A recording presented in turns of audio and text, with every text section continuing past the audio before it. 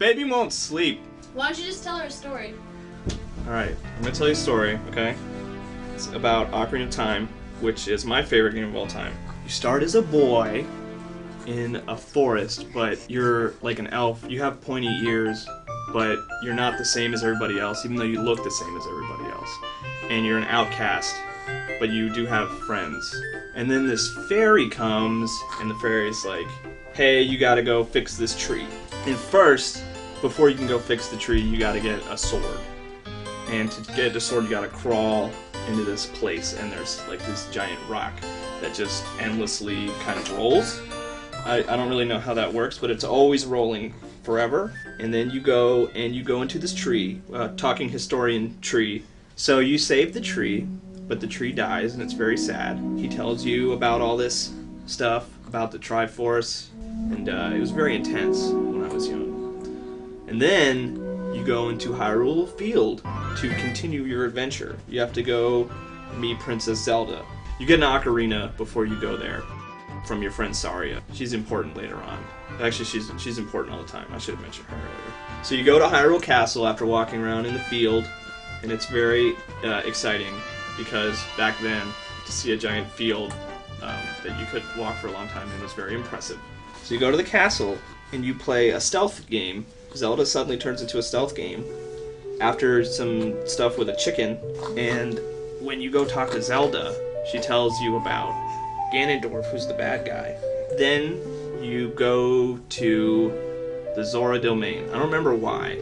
And instead of going into a giant tree to save somebody or something, you go into a giant fish. And then the Princess Zora is inside the fish, because for some reason she likes to play inside the fish. I guess it's like a playground inside his belly usually, but in this case, something bad has happened, and he's got like electric jellyfish that float around, and Link's like, whatever, I gotta go to Goron Place.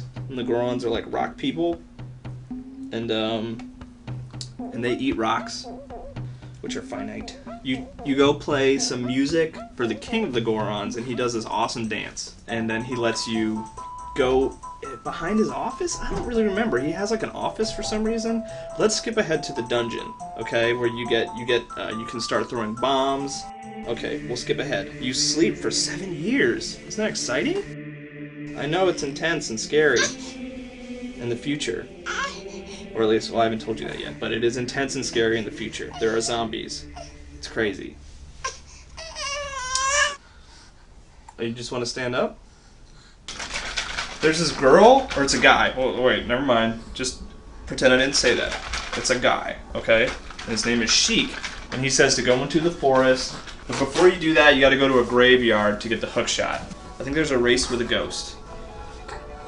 Dampy, the gravekeeper. And you play music for the skull kid who comes back later in the second game.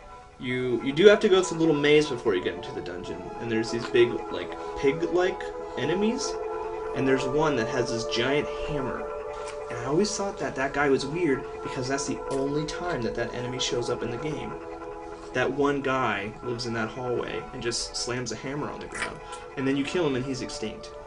Now we're on the theme of ghosts. You have to fight the ghost version of Ganondorf. I think he has a skull head, so I think he kind of looks like Ghost Rider. So that's where they introduce you to the hitting the energy back and forth mechanic. So you kill that guy, you defeat that ghost boss. I guess you don't kill him because he's already a ghost. This is where things get a little hazy, Claire, because I don't really remember where you go next. I think that you can go to the water temple next. There's like a water temple that everyone always complains about as being really hard. So the water and the fire, I don't know if I'm going in the right order. How many is that? I don't know how many that is. Oh, there's the desert. That one's the last one, though. We don't want to skip to the desert. Let's see.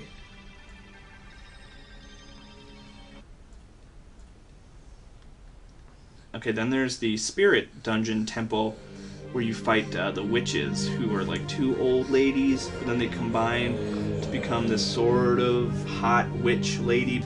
And then you got these like seals at all those dungeons, temples, and so you have enough power now and enough equipment to go enter the castle. You walk up the stairs, and you fight Ganondorf. And he's playing a piano, or an organ of some kind, and he's very evil and scary. So you fight him, and you fight him by knocking energy bolts back at him, and you used these wing shoes that you have.